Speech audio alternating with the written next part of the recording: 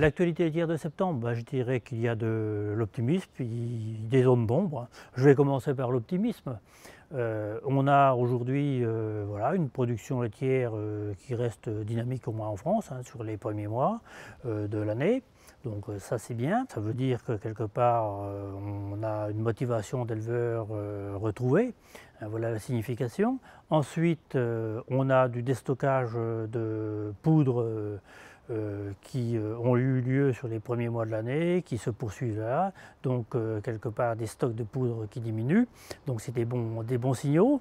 Et puis on a également un prix du lait qui retrouve quelques couleurs là sur juin, juillet, août, et qui permet peut-être d'espérer un prix 2018 sur les lignes de celui de 2017, combien même il peine encore à ouvrir parfois les cours. Les zones d'ombre, je dirais, sont les suivantes. La difficulté, je dirais, de se mettre d'accord sur des indicateurs de coût et de répondre aux objectifs de CGA, c'est d'actualité. Plus encore, c'est aussi le dossier Synutra, qui n'est pas sans poser de questions, je dirais, à l'ensemble de la filière laitière.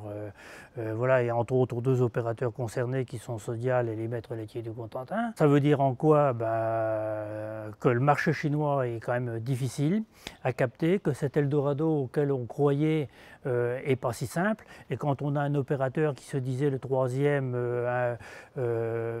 par ordre d'importance du marché chinois, on voit qu'il a rencontré de sérieuses difficultés à exporter ses volumes, en gros 50% d'écart par rapport aux réalisations, et on voit bien que maintenant il se retire finalement des deux outils industriels, l'un chez Sodial à Carré par rapport aux dettes qu'il a pu honorer. Donc en clair, on en arrive au dénouement suivant, pour faire simple, que la créance de Synutra sera transformée en immobilisation chez Sodial par l'acquisition de l'outil.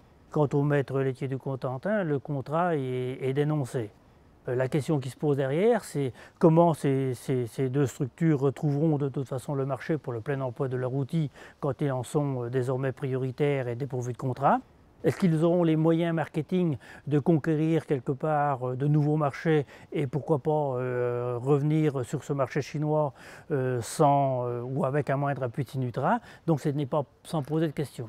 Dernière zone d'ombre, c'est l'annonce de certains opérateurs laitiers français au prix de 315 € sur la fin de l'année, qui effectivement ramène, je dirais, des questions sur le prix payé et sur la couverture des coûts de revient. Maintenant, il y a aussi une vraie question, c'est la production laitière sur les derniers mois. On a des contraintes fourragères qui s'énoncent, et s'il y a une baisse de la production, peut-être que 2019 on pourra conserver un prix du lait qui puisse équilibrer, je dirais, les coûts de revient.